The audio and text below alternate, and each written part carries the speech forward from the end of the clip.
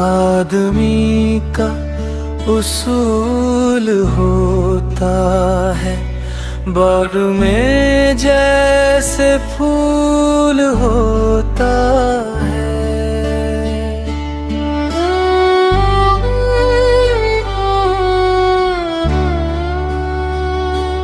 आदमी का उसूल होता है, बाग में जैसे फूल होता है। जिसको अपनों की कोई फिक्र नहीं, आदमी वो फजूल होता है। जो सदा रहे हक पे चलता हो, उसको हर गम कबूल होता है। सिर्फ फूलों से कुछ नहीं होता, बाद में भी बबूल होता है।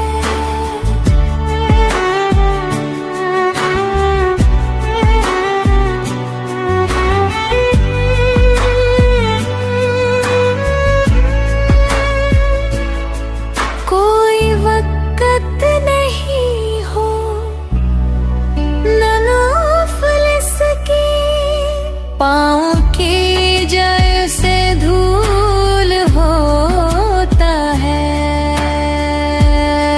जिंदगी जिसकी हो नानुमशिश की, वो सदा ही मलूल होता है।